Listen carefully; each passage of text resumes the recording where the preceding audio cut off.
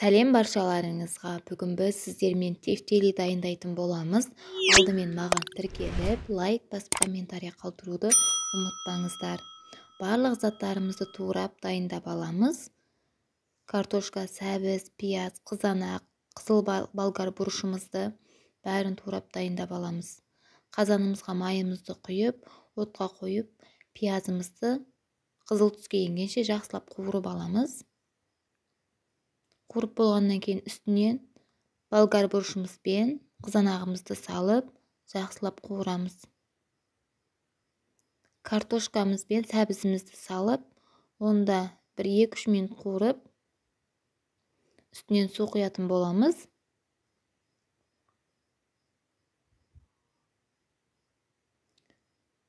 Суымыз қайнағанша қақпағын жауып, енді етімізді дайындаймыз.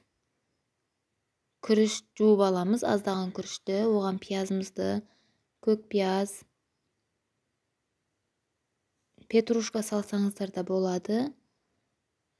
Және фаршымызды салып, паприка, тоз, бұрыш салып, жақсылап араластыратын боламыз.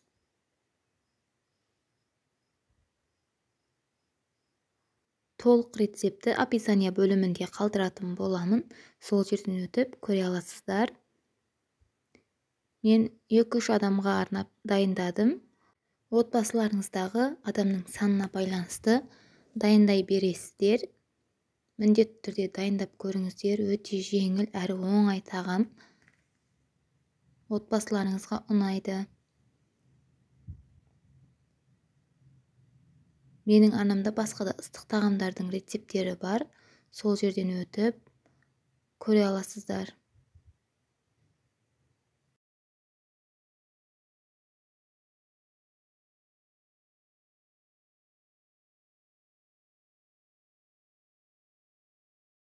Осылай домалақтап болғаннан кейін қайнап тұрған сорпаның үстіне теріп шығамыз.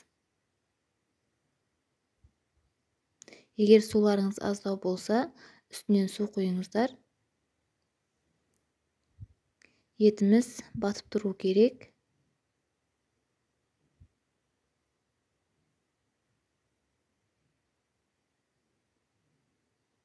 Енді отын бәсеңдетіп қоямыз. 2 лаврулис жапырағын, қара бұрыш, паприка, тоз қалауларыңызға байланысты, дәміне байланысты қоса бересіздер. Астын бәсеңдетіп қойып, қақпағын жауып, 40 минут қайнаса піседі. Көріп тұрғандарыңыздай дайын. Тефтелиіміз өте әдемі көрінеді. Міндетті түрде дайындап көріңіздер. Егер рецептім ұнаған болса, лайк басып, комментарий қалдырып, тіркеліп кетіңіздер. Мені соңына дейін көріп, қолдағандарыңыз үшін рахмет.